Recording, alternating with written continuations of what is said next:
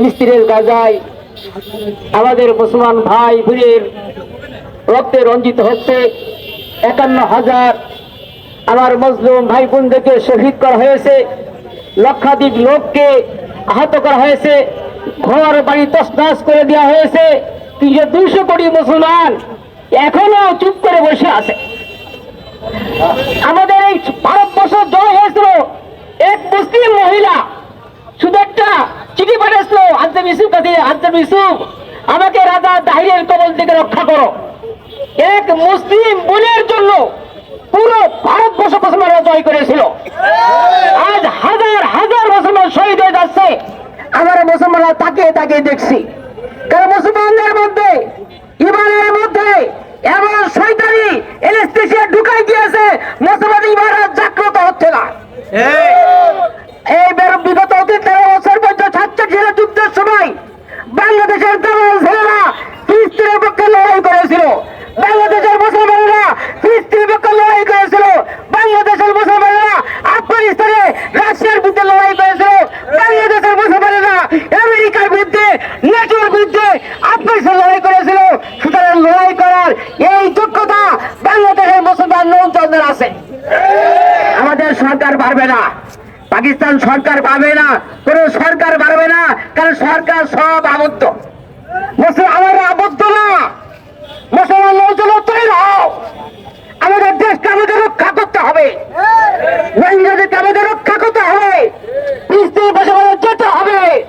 আমরা লড়াইয়ের জন্য একত্রে তৈরি নেন, যোগ্যতা অর্জন করুন, স্বাস্থ্য ঠিক করুন, যুদ্ধের প্রস্তুতি নিন। আমরা পৃথিবীর মুসলিম মুসলমান যেখানে থাকবে সেখানে আমরা যুদ্ধ করে চলে যাবো ইনশাআল্লাহ। আমাদের ইসলাম, আমাদের বাংলার মুসলমান জিহাদে যদি তৈরি থাকে, 18 কোটি মুসলমান যদি সামরিক শিক্ষায় শিক্ষিত হয়, তাহলে কেউ আমাদের দেশকে দখল করতে পারবে না, ভারত টাকাতে পারবে না। কিন্তু আমাদের 2 লাখ সেনাবাহিনী দিয়ে আমরা কি করবো, কেউ ভয় দেখায়। কিন্তু আমাদের একই তৈরি হতে হবে মুসলমান লোকজনকে। যদি ভারত আমাদের কোনোদিন এই দেশকে দখল করে নেয়, আমাদের ঘর বাড়ি থাকবে না, মা বোনের ইজ্জত থাকবে না। সুতরাং বাবার ইজ্জত থাকে, এদের এখন থেকে প্রস্তুতি নেন। যদি প্রস্তুতি না নেন, আমাদের ভবিষ্যতে আমাদের দেশের অস্তিত্ব আমরা হারিয়ে। এখন আমরা প্রস্তুতি নিতে হবে ইসরায়েলের বিরুদ্ধে সর্বাত্মক সংগ্রাম করার জন্য। বিশ্বের মুসলমান নৌজনদেরকে আমরা বলব, গাজায় যাদের সমর্থন গাজায় চলে যান, ফিলিস্তিনের মধ্যে লড়াই করুন। আরে আমাদের তো মরতে হবে, আমার যখন মৃত্যু সেখানে মৃত্যু হবে। এর আগে যে গুলিতে আমার নাম লেখা আছে, ওই গুলি লাগবে না, কোনো গুলি লাগবে না। যদি ফিলিস্তিনের ভাত লেখা থাকে, জেলখানা ভাত লেখা থাকে, জেলে ভাত খেতে হবে। জেলখানা ভাত না থাকলে কেউ জেলে যাবে না, কারণ লেখা না থাকে গুলি লাগবে না। যদি লেখা না থাকে কেউ আঘাত করতে পারবে না। পৃথিবীর সমস্ত লোকদের একটা হয় যে ওকে বেইজ্জতি করবো, আল্লাহ পাক যদি চায় তাকে ইজ্জত দান করবে, কেউ বেইজ্জতি করতে পারবে না। সমস্ত লোক যদি চায় তাকে ইজ্জত দান করবে, আল্লাহ পাক যদি চান তাকে বেইজ্জতি করে দেবে, তাকে ইজ্জত দান করতে পারবে না। পারবন্ত যা কিছু হয় আল্লাহর পক্ষ থেকে হয়। সুতরাং মুসলমানদের জিহাদ উদ্বুদ্ধ করো।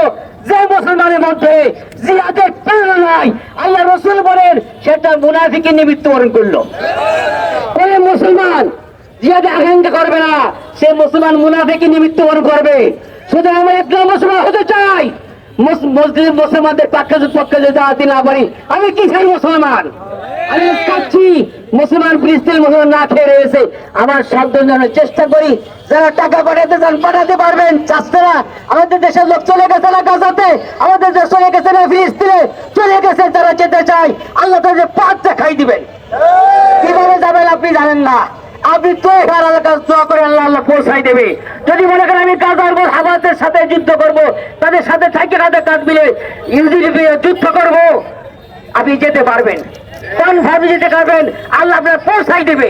ও আপনি কেমন কথা আপনি জানেন না, আপনি আল্লাহর সাথে তবে আল্লাহ আমাকে পৌঁছাও, আল্লাহ আমাকে পৌঁছাও, আল্লাহ আপনার ঠিকই পৌঁছাই দেবে। সুতরাং এই জন্য আমরা পয়সার দিকে মহত্ব না, আমরা কারো দ্বার পর্যন্ত আমরা আল্লাহর পক্ষে, আল্লাহর জন্য আমরা সবকিছু করবো। ইন্না সালাতি ওয়া নুসুকি ওয়া মাহইয়ায়া ওয়া মামাতি লিল্লাহি রাব্বিল আলামিন। নিশ্চয় আমার জান, আমার মাল, আমার জীবন, আমার মরণ সব আল্লাহর জন্য। যে আল্লাহুল মাওলা ফালাহুল কুর, যে আল্লাহর হয়ে যায় সারা পৃথিবী তার হয়ে যায়। যারা মুসলমান শহীদ হচ্ছে, কষ্ট লাগছে, তারা জান্নাতে চলে যাচ্ছে।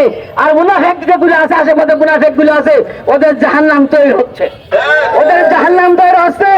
ও মাহবুব সালমান, তুমি মনে করে জান্নাতে চলে যত সস্তা না।